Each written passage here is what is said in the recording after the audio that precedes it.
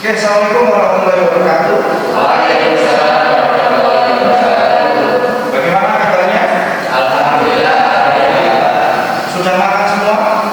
Ada dulu. Ada yang belum? Ya, nanti kita pesan bersama-sama saja ya. Ini Ya, saya presentasi terlebih dahulu. Masuk semua kan? Ini? itu Ya. Taiwan ada? Tiga. Zulfa? Ya. Jumat? adalah Sama? Ros?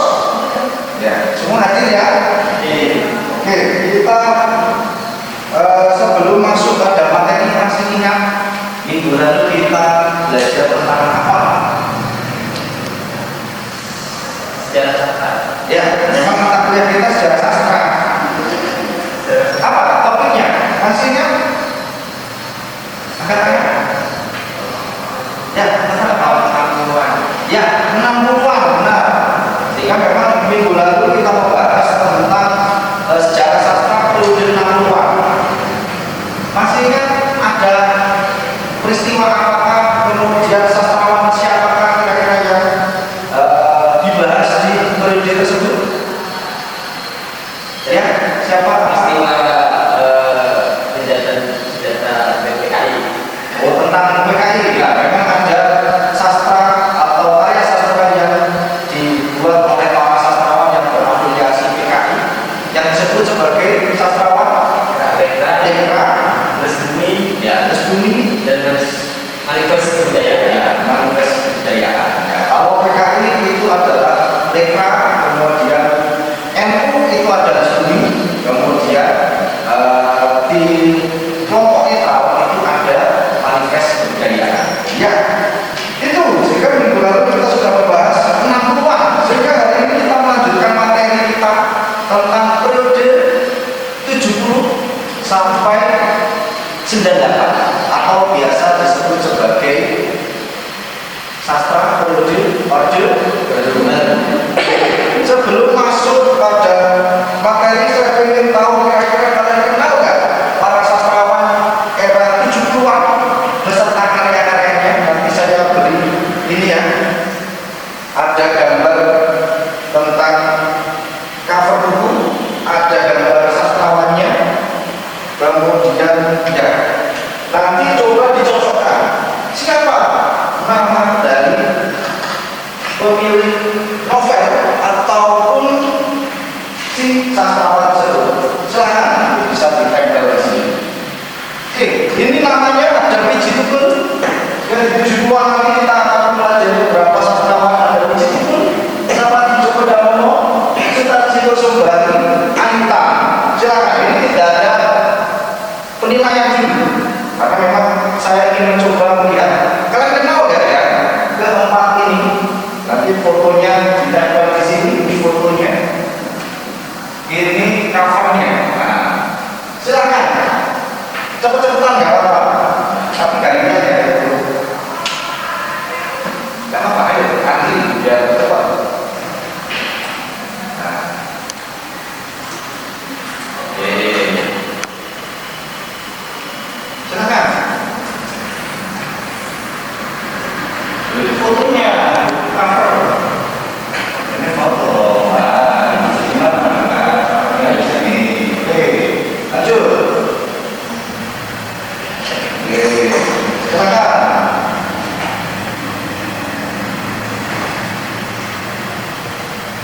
Ayo, terus. Sudah nggak usah dulu. Ini langsung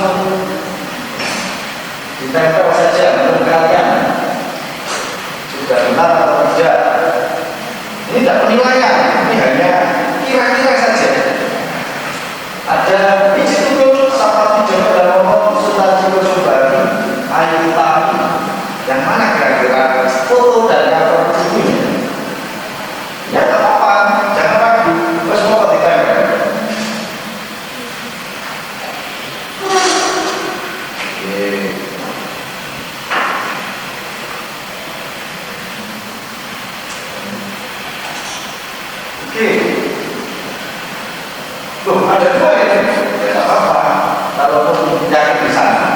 yang salah ini ya. Ada dua. Oke, kita coba cek. Wih, itu kan bener. Fotonya ini kira-kira? Ya, tuh. Ini buku kumpulan puisi berjudul Akar Rumput, Nyanyian Akar Rumput. Betul? Betul. Sapardi, coba demo. Betul ini fotonya? Oke, nah bukunya yang mana? Ya, ini betul. Sulfan, ya.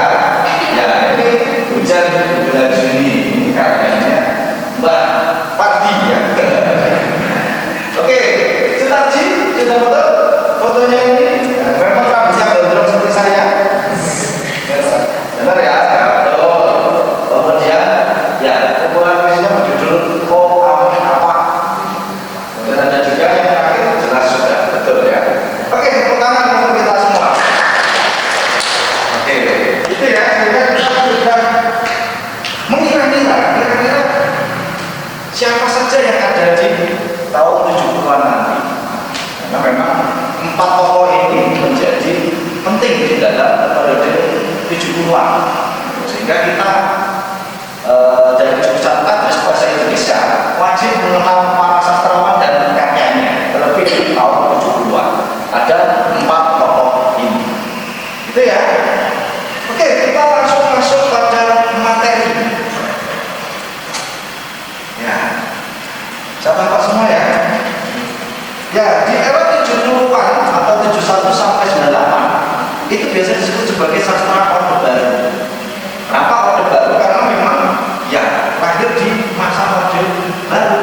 Masa presidennya siapa kira-kira? Ada yang tahu? Orde Baru. Ya, Pak Soeharto. Sehingga karya-karya sastrawan ataupun novelis ataupun penyair yang menulis dan berkembang di era ini biasa disebut sebagai para sastrawan era Orde Baru. Nah, di sana kita akan mengenal banyak hal, lebih saya buka. Kita akan mengenal majalah dulu, majalah karya sastra. Hingga majalah ini sangat populer di era tersebut. Ya, banyak para sastrawan menulis kemudian diterbitkan di majalah Horizon ini. Ya, nah, banyak sekali tokoh-tokohnya dan juga corak karyanya. Salah satu corak yang paling nampak adalah karya sastra eksperimental. Hingga berbeda antara 60-an dengan 70-an. Contoh saja puisinya aneh-aneh. Karena para sastrawannya sangat kreatif dan penuh dengan eksperimen. Seperti ini, kira-kira siapa ini? Ada di sana? Ya, Sutarji Kusumbar. Ada yang tahu puisinya Sutarji Kusumbar? Di sini? Ya. Ya, ada puisi berjudul Jembatan. Ada juga puisi berjudul Tragedi Si Kawin. Itu puisinya ya sika, winka. Itu saja jadi puisi. Ada juga puisinya Sutarji ini berjudul Luka. Isinya hanya apa kan ya? Sudah apa puisinya Sutarji Kusumbar? Saya kira pasti hafal. Judulnya Luka, isinya hanya ini sangat eksperimen. Jika ada tokoh yang serba putih, rambutnya putih, bajunya putih, semuanya putih, giginya putih, jadi dengan warna putih. Siapakah dia? Siapa kira-kira?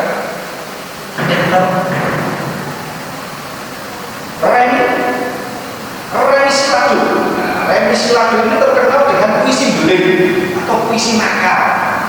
Ya, memang di era-era ini penuh dengan eksperimen. Selain penuh dengan eksperimen, karya-karya sastra di era ini itu juga penuh dengan kritik sosial. Salah satunya ada tokoh ini. Siapa ini namanya? Ya, betul. Kita bisa membaca karya-karya yang sangat kritis terhadap pemerintah di puisinya, bukunya berjudul Nyanyian Akar Rumput.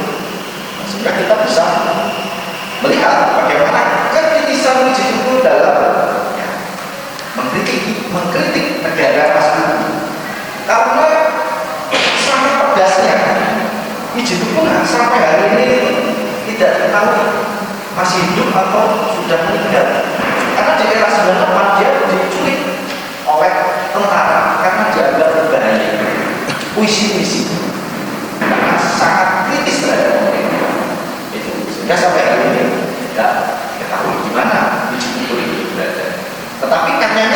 hidup sampai hari ini masih bisa kita baca.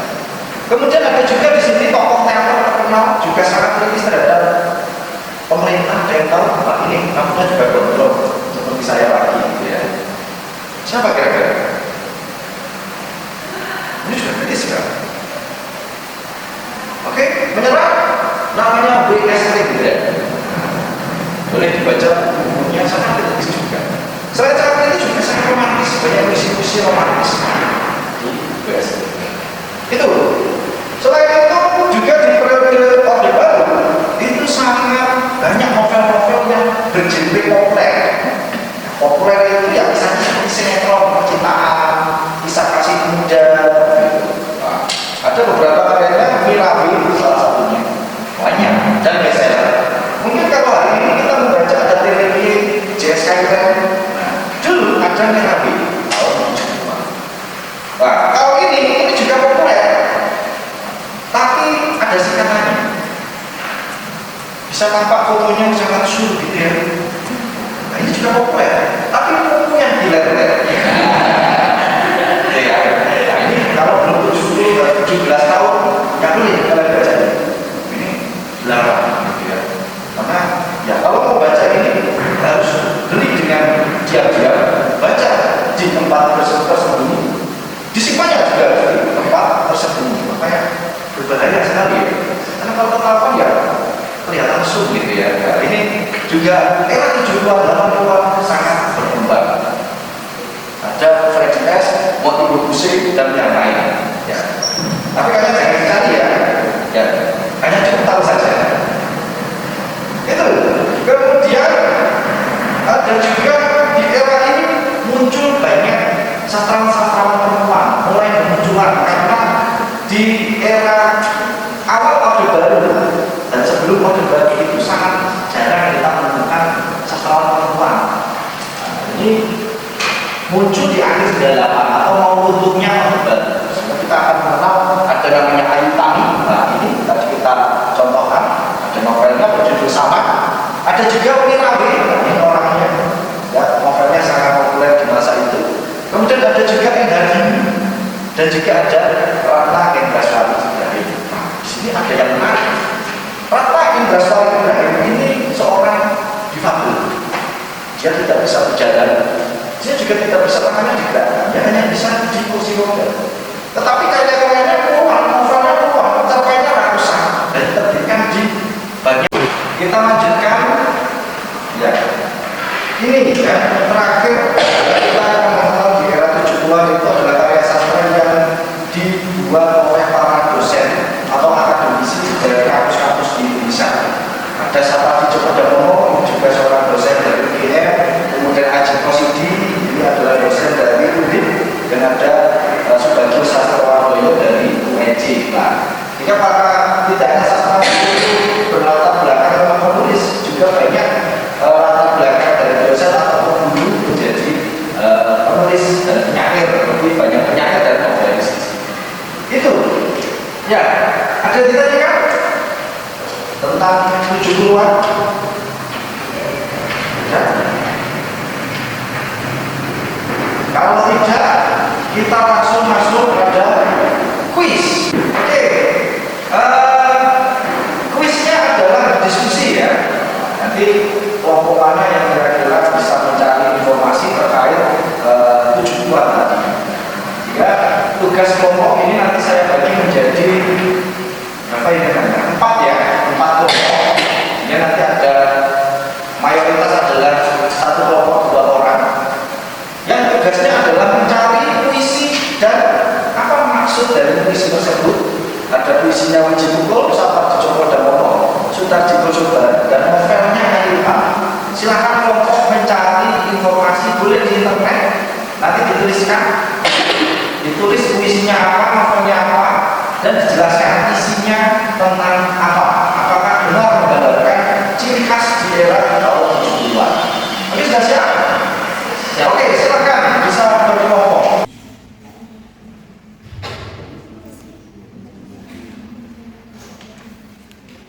Gimana? Mudah kan ya? Ya, sudah ditulis semua? Sudah dianalisis? Ya. Oke, setelah ini kita presentasikan ya. Coba nanti dibacakan puisinya dan bagaimana analisis kalian. Ya, novel dan puisi. Ya, ini adalah 70-an. Ini kelompok pertama akan mencoba membacakan puisinya siapa? Karya Sapati Jowo. Sapati Jowo Damono. Silakan, Mas Jumat. Aku ingin karya Sapati Jowo Damono. Aku ingin mencintaimu dengan sederhana, dengan kata yang tak suka mengucapkan kayu bakar pada api yang menjadikannya api. Aku ingin mencintaimu dengan sederhana, dengan isyarat yang tak sempat disampaikan awal pada hujan yang menjadikannya siang. Sekian. Oke, bagaimana dari puisi itu?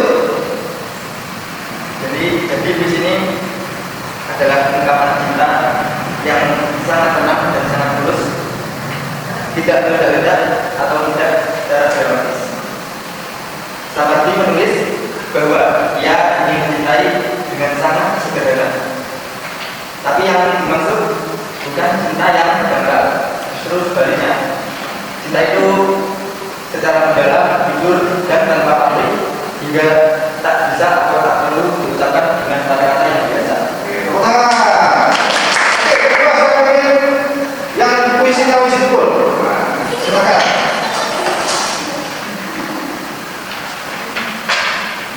Ya, Wisipul. Silakan. Bisa dibacakan. Oke, tadi kita sudah diskusi, kemudian mempresentasikan hasil diskusinya.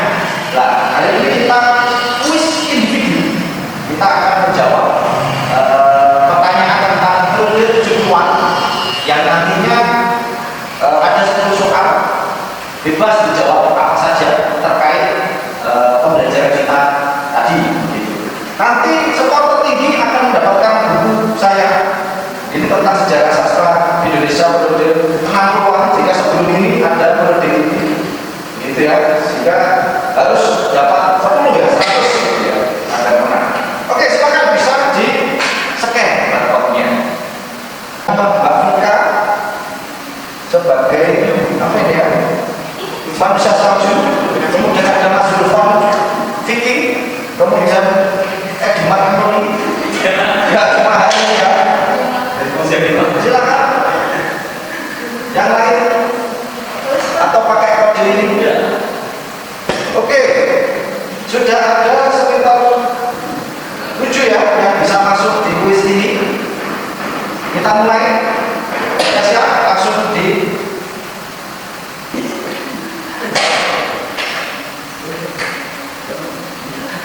Oke, semua benar ya.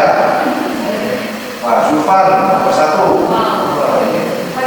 Semakin cepat itu semakin banyak nilainya. Oke, next. Ciri khas sastra Orde Baru adalah bebas tanpa aturan, berisi kritik sosial, fokus pada budaya luar, menghindari tema politik sama sekali. Ya.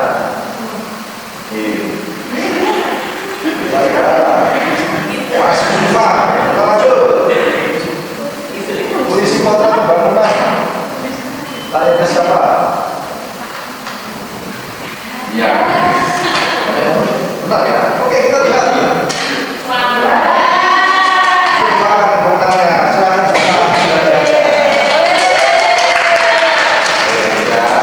Oke, itu. Sehingga untuk hari ini Zulfan yang nomor 1 ya, kuisnya. Di depan kita juga pasti akan ada kuis lagi di materi selanjutnya. Tetap dibaca referensinya. Ini buku yang kita gunakan selama ini, yaitu bukunya Haji Rosufi, judulnya Kisah Sejarah